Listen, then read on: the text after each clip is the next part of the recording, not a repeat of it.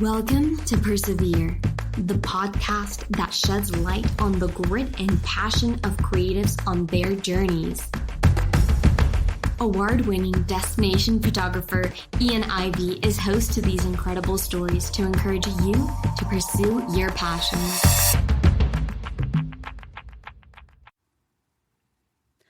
Hello, creatives, and welcome to Persevere. Today, I am speaking with a Northern California music artist, producer, and fashion model. His modeling has been published in Vogue, Harper's Bazaar, and more, with his music videos featured internationally at film festivals. It is my absolute pleasure to introduce today's guest, Christopher Kenji. Thanks so much for having me. Yeah, Christopher, it's so great to have you with us on the podcast. How are you today? I'm doing well. How are you? You know, I am hoping the power doesn't go out with this wind. It's like over 20 miles an hour right now. It was so nice all weekend. I didn't even notice it was raining last night. Slept like a baby. Nice. That's awesome. So for our audience listening in, can you tell us a little bit more about yourself and your background? Yeah.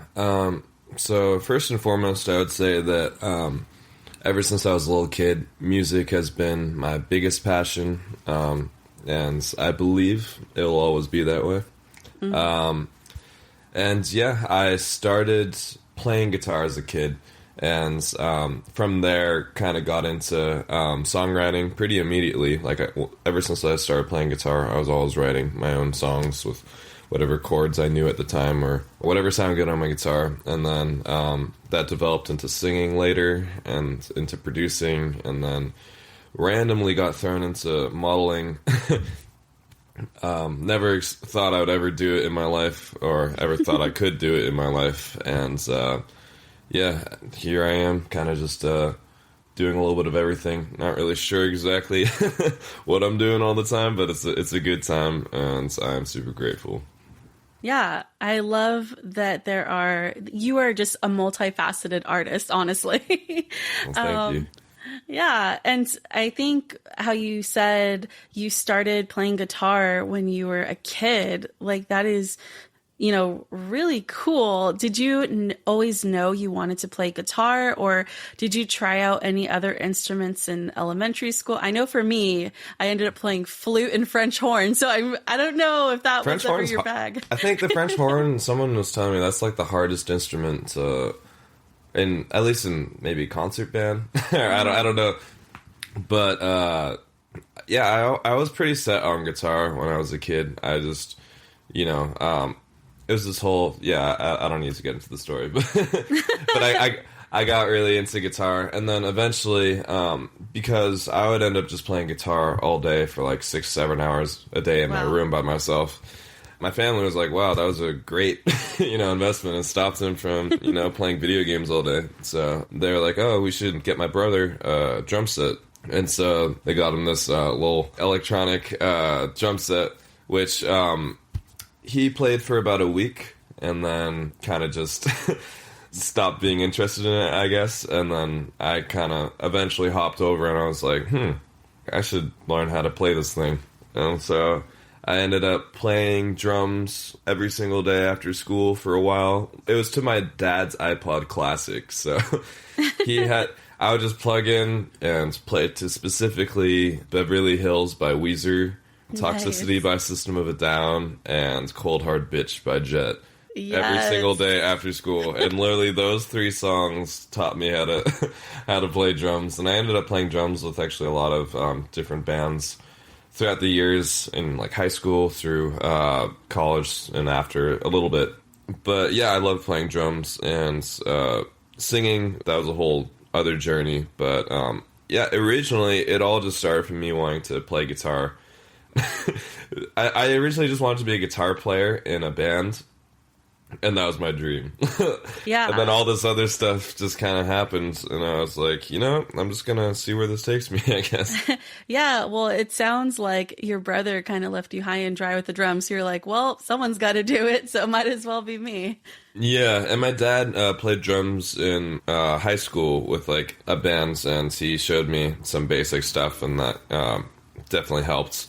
And then from there, I was kind of just banging away, and I would recommend, if you're starting drums, get an electronic drum set, because you can play anytime you want without your neighbors like screaming at you. That's a great tip, especially for any parents out there. Yeah. And you said that your vocal journey was, its own in itself. And I love your vocals. I love that there's this grit and just velvety rasp that is gorgeous. How did you develop your style? Well, first of all, I feel like everyone is kind of given the anatomy of their vocal cords. And, like, for example, I don't know, if I wanted to sound like Ed Sheeran or something, like, I just couldn't, Like, my voice is not as, like, high and has his nice, clear sort of timbre to it, And so I feel like it's just kind of like a jigsaw puzzle of figuring out what you're given and how to make the most of it.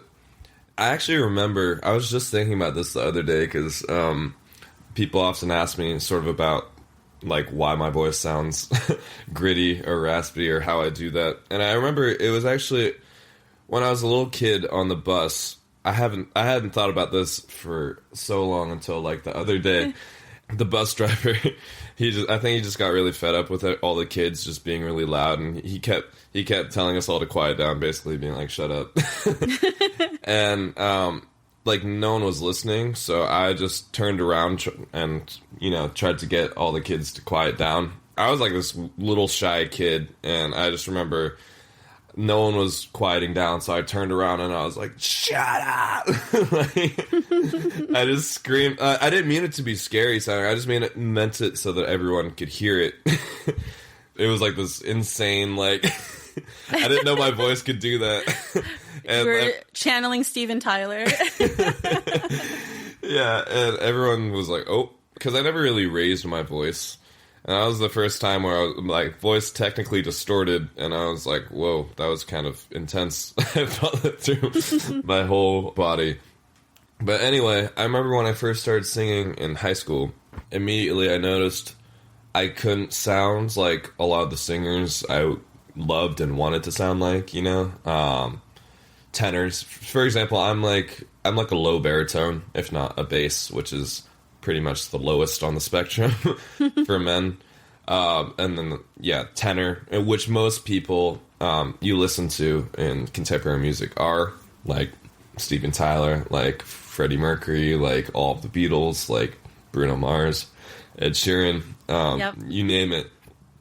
And I started singing when in doubt. Everything was just so out of my range, or where my voice naturally wanted to sit, And so, which I realized was a blessing in disguise, but I realized I couldn't sound sort of like what I thought I wanted to sound like.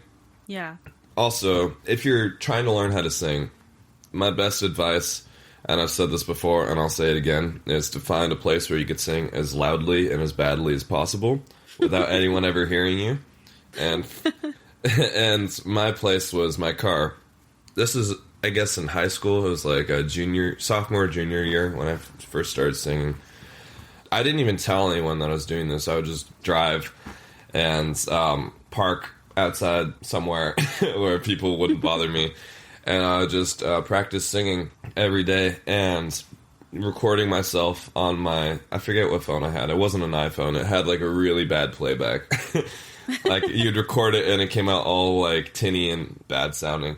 But I would just basically painfully record myself singing and just listen back.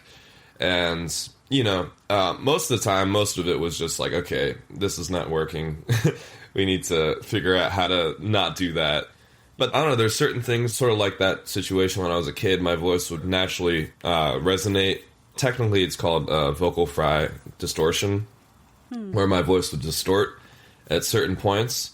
A lot of people who ask me about it and try to create vocal distortion within their own voices, a lot of the time they think of it as like a screaming or kind of like almost blowing your voice out kind of thing. And for me, it's always been sort of just like a resonance thing. At least my voice, there's certain like resonance points where I'd hit a certain note and it would kind of like just naturally distort a little bit. And I feel like from there, I was like, I think this is sort of a cool sound that could be cool for my voice, and I just leaned into it, I guess. You know, and it always felt very natural for me, because I've never had vocal lessons for the longest time, and then finally when I got a vocal teacher, well, actually there's multiple vocal teachers who heard me perform and were like, thought it was vocal damage or something, and then they had me go get one of them had me go get my vocal cords looked at. I wasn't even her student, but she was like, I just think it's a good idea to get your vocal cords looked at. And so I got my vocal cords looked at, and there's no scarring, no damage, no anything. So, because it's always felt natural to me. So, and it's, I don't know, like for me, it's all about emotion and all about conveying whatever emotion you're trying to share.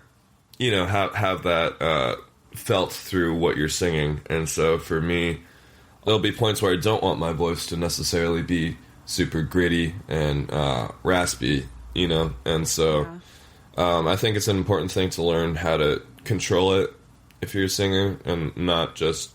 I mean, there's some singers I feel like we know and love that their voices are just like Tom Waits, like other people. Yeah. Their voices are just so gritty, and that's just super characteristic, but... Anyway. That's awesome. No, I totally understand what you mean, because I've seen clips from your live performances, and I could really feel the emotion that, you know, you are communicating with your lyrics. It really is there. I could tell, like, all that deep passion. And, you know, as a songwriter, to accompany your guitar and all the music that you're creating, you had mentioned you tell stories of your life and sharing, you know, struggles and vulnerabilities, and just so other people can relate to those. Do you mind sharing what some of those harder times might have looked like? Yeah, sure. I gave up alcohol, and that was definitely a hard thing for me. I sort of went down a not so good path for quite a few years, and I think sort of what I've learned to do with, whether it be with that, with heartbreak, with, you know, whatever it is in your life, losing people, death, or with, you know, just getting through certain hard parts in your life, or looking back at hard things in your life, is, even if it's painful, like remembering the good things about them, you know? Yeah. And like not just looking at one thing as like, oh, you know, this situation was so terrible, or this person was so terrible, but, you know, even if the person ended up not being a good person for you, or just in general, it's like still being able to appreciate the good that came out of it, and being able to separate, you know, the good from the bad. Because like Pretend That It Was Right was a song I wrote kind of about looking back, not necessarily missing the person, but missing how that person used to make you feel. You know, how happy you were, just reliving that crazy, stupid, wishing you could go back and relive that crazy, stupid happiness just one more time, even if it wasn't meant to be. Because, yeah, at the end of the day, a lot of times I feel like a lot of the people that come and go through your life end up being strangers, and you're just left with, I guess, the memories. And so I feel like it makes you appreciate the good times, you know, and just, you know, just moving on and learning to accept what's happens, and just, you know, do your best to navigate through your life. Yeah. No, that's so true. And I think a lot of us, like, going through those hardships, that's kind of what drives us to get to the other side. And whether that's using our pain as our purpose, or just having it be something like how you said, by sharing it through music or through your art form, whatever it is, and having other people resonate with that and find some type of either healing or just knowing that they're not alone. That's so important. And that's what a lot of us creatives do. It's like we're creating this community where we can have, you know, others see that vulnerability, but also want to share their own stories because they, you know, found someone else willing to share theirs. Yeah, exactly. So kind of changing things up a little bit, because I know we've spoken a lot about your musical background, which is fantastic. I'm curious about this other avenue of yours that you've been pursuing, and that's going into the modeling world, which is kind of more in my space as a photographer. So what got you into modeling? I mean, other than your great looks, but I mean, what got you into modeling? Oh, that's very nice of you to say. I mean, I really just got thrown into it completely. Like, it was never something, and it's funny because even to this day, I don't know if I'm supposed to say it. I don't know if my agent will be like, Chris, don't say that. But like, I feel like I still don't really know that much about fashion. Or like, it's crazy. I like, until the age of 23, it was never even really on my mind. And then I remember, I've told this story before. I remember I was just not really doing much with my life at the time. My music wasn't really going anywhere. I was just kind of bumming around. And my friend was like, hey, do you want to come drive down and just watch me play at the Viper Room in LA? He was like accompanying on guitar someone, and so I was like, you know what, sure, like, let's go, let's just go take a road trip.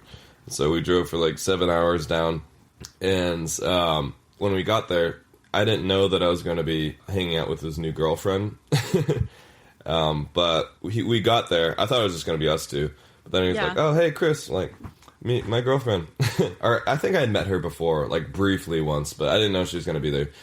Anyway, I get there, and so we're just sitting, watching him play guitar on stage, and this is back when I was drinking, so I was throwing them back, getting pretty schwasty, and I remember she had been in the fashion industry for like 10 years, and so she was like, have you ever considered being a model? And I was like, no, not really. And she was like, you're a good height for it. You're like racially ambiguous. You check these sort of boxes for it. And I was like, ooh, so I'll be like a little model boy. Like, ooh, look at me. And I was kind of making fun of it. But she was like, no, I'm serious. And I was like, I mean, if you think I could do it, like, I'm not really doing much with my life at this point. And so she really believed in me. And sort of became my mentor for modeling for a while. And from there, I really owe so much of it to her. She signed me up for this runway casting in San Francisco. And I went to it and didn't really know at all what I was doing. But somehow got casted in 2 runway shows. And then I remember, doing that fashion week. Yeah, I was really just guessing my way through everything. Like, I had watched Zoolander before, and I was like, I think it's kind of like that. You just sort of... I don't know. And then I just... You got the blue steel down. It's the most important. That's like 95% of modeling. It's just making the blue steel face. No, I'm kidding. But, yeah, so I just kind of did the best I could. And then at the end of the fashion week, on the last night, after I'd walked, I had dinner reservations, so I kept trying to leave early. And they stopped me the first time at the door, and they're like, we're announcing like Best Model 2018. Like, this was back in 2018. And they're like, all the models need to stay to listen. And I didn't even... I think they told us all, but I kind of forgot that was going on. That was like a thing.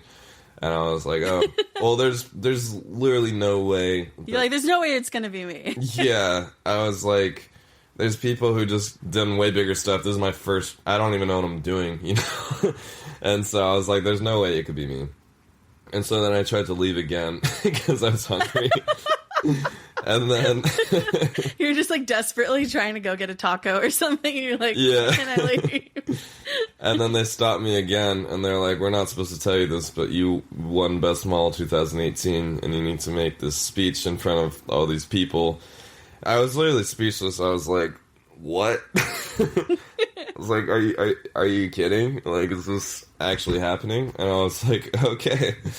And so it was funny. I was just wearing my like ugly gray hoodie, where all the Getty Images shots and all this stuff is just me looking like trash, accepting this award. And that was that was a big wake-up moment, because it was just, I would have never expected that to happen in my life. And so from there, I was like, maybe this is something I should pursue. And then from there, I kind of started doing it more than music. Like, I was like, this is really working out. This is like one thing in my life. Because music, I was so used to just grinding and trying, and at that point, it wasn't really getting anywhere. And modeling was just this thing that came out of nowhere, where I felt like I didn't really know what I was doing and didn't really try that hard, and for some reason, like, succeeded so much. And so I was like, even though it's not my passion like it is for music, like, I love modeling, but it's not the same for me as music. But I was like, maybe I should just really continue with this. And so at that point, and I was going through some hard stuff at that time that I wanted to distract myself from. So I remember I just tried to sign up for every casting, every job I could see, everything. And I just remember I modeled like so much after that for like a year or two straight, like just looking on like Craigslist, like looking on like Model Mayhem, which is where I think that we met, because I have long since like deleted my account. But I tried to do just everything, and then at a certain point, realized that it was taking away from my music, and that music was my main passion, and that I should be serving that. And I think that actually ultimately has been working, I feel like, my purpose a lot better here on Earth. But yeah, that's kind of how I got randomly thrown into modeling. And it seems like sometimes both of those worlds collide in a really good way, because it seems that like you've actually have had the opportunity to perform at some of these fashion weeks. Is this correct? Yeah, no, definitely. There's a lot of overlap. I love that. And how the modeling community is supportive of your musical talents as well. Yeah, no, I think it's all about balance, really, because it can either really get in the way, which has happened in the past for me, or it can really complement what you're doing. And I think, and balance has always been a hard thing for me, evidently, with drinking and other indulgences. And I'm very much all or nothing as a person. It's funny, the other day I was doing LA Fashion Week, and I was hanging out with my friend who's also now clean, and we were both drinking non-alcoholic beers just because it's a funny we were playing pool and drinking non-alcoholic beers together, and we're both just drinking these non-alcoholic beers like such alcoholics. Like, we killed like 2 6-packs in like an hour or two. It was just like disgusting. But anyway, I struggle with balance, but it really is important for finding that balance between modeling and music. There's like, I feel like a sweet spot where it could just really amplify both worlds, Yeah, and to speak on that for our listeners who are also multi-passionate and multi-talented, what advice would you give them to manage and grow both effectively? Like, if they have a couple of things they're working towards, and you said sometimes the balance can be hard, but how have you, kind of figured out your way to like manage both and grow both? Yeah, I think it takes a lot of sort of soul searching and figuring out what you really want. Like, for me, music has always been my number one passion, like I said, and I think that modeling really supports that. But at the end of the day, my main goal is to make music and share music with the world that I am passionate about, and that hopefully can help other people, add value to their lives. And so from there, that gives me sort of a direction, First and foremost, I would think about sort of what you really want in life. And second of all, I would say my biggest advice would be to learn how to believe in yourself. Like, you need to be your number one biggest fan. Like, I really believe that, Like, for example, I just don't have the time or capacity to not believe in myself, if that makes sense. Like, there's so many situations where now it's gotten to the point where it's like, you know, no matter what, I need to walk through those doors in 1 minute and, you know, be on my A game, have that interview, have that performance where you just need to show the world what you're made of. There's no time or wiggle room for me to be like, oh, I don't know if I can do this. You know, I think this is, you know, and so that all comes from me believing in myself and what I can do. And I think that is so important because, and it wasn't like that came easily to me either. That took so much time performing at like open mic nights and giving the worst possible performances where my voice like cracks all over the place, or like I'm literally forget all the lyrics to the song, like, and mumble my way through, or literally forget my guitar, just like don't do the like everything. Like, I've been through everything until the point where you're just like you kind of let go and you're like, you know what, I'm gonna just try to do this. And now when I go into things, it's like I'm not thinking about, I hope I don't make any mistakes, or I hope like it goes okay, you know. I'm just thinking like, I am so excited, just get out there and just tear the house down or whatever, you know. I'm just so excited to just go out there and have, you know, do my favorite thing in the world. And I think it's all in your mind, really. Like, I think that really all comes from believing in yourself, and I think that's the most important thing you can do, because a lot of the time you'll be the only one that has your back. You know, it's not easy, but it's the most rewarding journey, I think, in the world to me. And if you don't believe in yourself, you need to figure out why that is, and you need to get to a point where you're like, okay, I feel like I'm good at this, you know? Yeah, and so much of it comes down to mindset. A lot of us are really great at advocating for our friends, but not for ourselves. Exactly. Yeah. You know? And it's like, that's an uncomfortable muscle that sometimes we have to start working on. But, you know, with practice, it comes. And as creatives, we have to do that for ourselves, because if not, like, then who's really going to care about you and like what you do? You know? Exactly. No, like, who cares? Like, you have to care first for other people to care. No, that's exactly true. And it's like, if you don't believe in what you're doing, why should anyone else? Like, it's like a chef who makes like food that he thinks is not very good, but like hopes that other people think it's good. You know?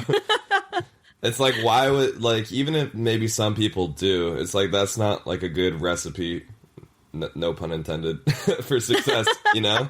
That's not like, it's like, that's not a good way to go about your life. You're just gonna, like, yeah. So I think learning how to believe in yourself is probably the most important thing you can do before you even, you know, think about all the other stuff. Yeah. That's such great advice. And honestly, it's been such a joy to get to learn more about you and your journey. And I'd love to know what's next for Christopher Kenji. Like, what projects do you have lined up this year? Thank you. And yeah, again, thank you for being interested in what I do. Yeah, I have, man, there's a lot of, it's like always a work in progress.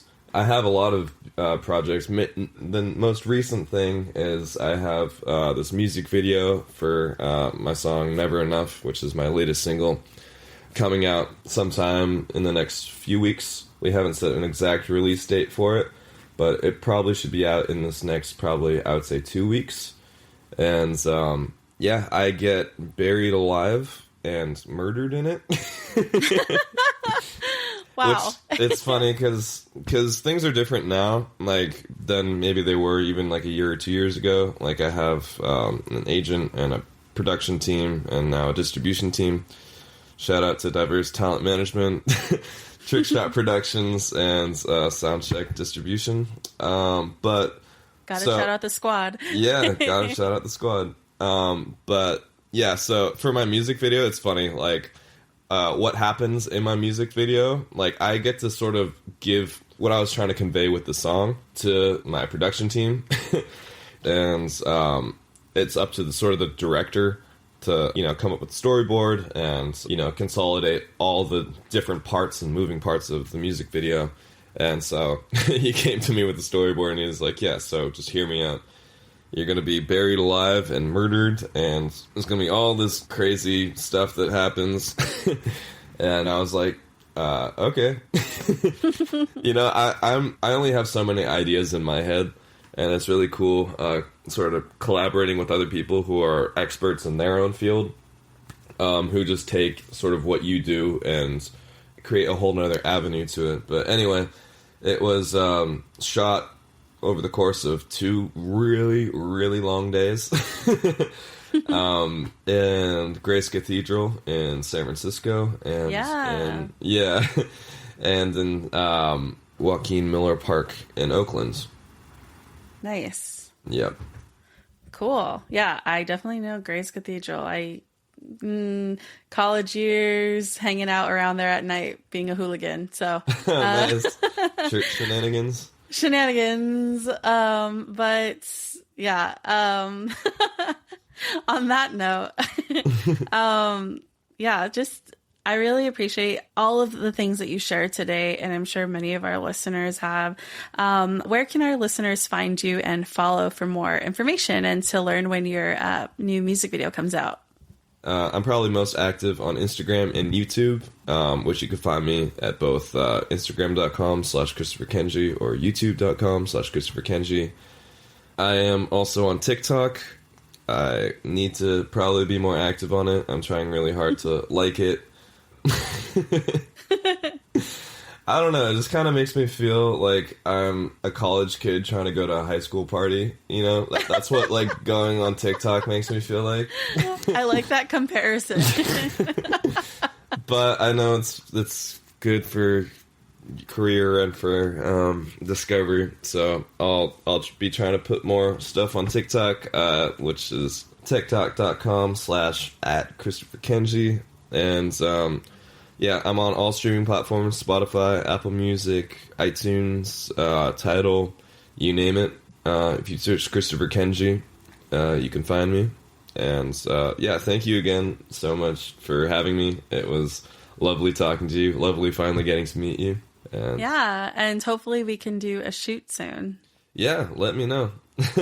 I'll let you know. You've been here you're like OG squad, so would love to finally get to work together. Yeah, it'd be amazing.